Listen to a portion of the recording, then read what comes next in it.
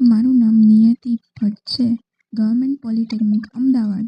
Subject PI1 unit 2 flow measurement, જેમાં આપણે mass flow meter જોઈશું, જેનો બ્લોક ડાયાગ્રામ નીચે દર્શાવ્યા પ્રમાણે છે.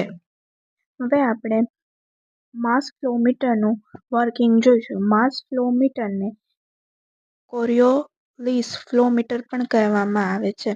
કોરિયોલિસ નામના વૈજ્ઞાનિકે કોરિયોલિસ મેથડની શોધ કરી હતી. જ્યારે ફ્લુઇડ માસ ફ્લો મીટરમાંથી પસાર થાય છે ત્યારે ફ્લો મીટર અંદરની ટ્યુબ ટ્વિસ્ટ થાય છે. માસ ફ્લો મીટરમાં એક પિકઓફ કોઇલ કરીને એક કોઇલ રાખવામાં આવેલો હોય છે. જે પિકઓફ કોઇલ દ્વારા ટ્યુબના વાઇબ્રેશનથી મેગ્નેટિક ફિલ્ડ ઉત્પન્ન થાય છે, જેથી વોલ્ટેજ પ્રોડ્યુસ થાય છે અને પિકઓફ કોઇલ દ્વારા ખેંચવામાં આવે છે. પાઇપલાઇનમાં જેટલો ફ્લો વધારે જશે તેટલી ટ્યુબનું વાઇબ્રેશન વધારે હશે તથા તેટલા વધુ વોલ્ટેજ પ્રોડ્યુસ થશે. આમ માસ ફ્લો મીટર દ્વારા ફ્લોનું મેઝરમેન્ટ કરવામાં આવે છે. માસ ફ્લો મીટરમાં ડ્રાઇવિંગ ફોર્સ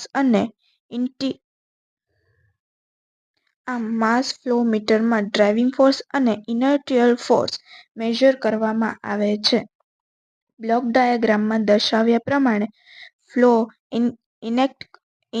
ઇનપુટ કરવામાં આવે છે અને ફ્લો આઉટપુટ બંને આપેલું છે.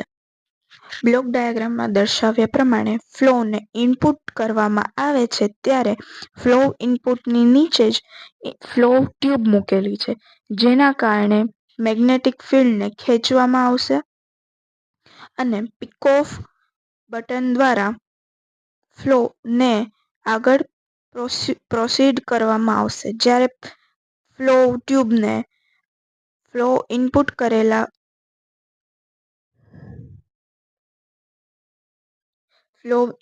કરવામાં આવે છે ત્યારે ફ્લો નીચેની બાજુ એરો દર્શાવ્યા પ્રમાણે ફ્લો ઇનપુટ થાય છે.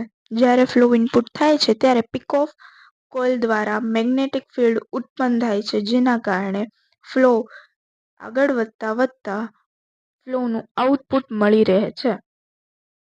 હવે આપણે તેના એડવાન્ટેજ અને ડિસએડવાન્ટેજ જોઈશું. એડવાન્ટેજ, જેમાં તે હાઈ એક્યુરેસી ધરાવે છે અને પ્રેશર, ટેમ્પરેચર અને વિસ્કોસિટી દ્વારા તે ઇફેક્ટેડ થતું નથી. ડિસએડવાન્ટેજ,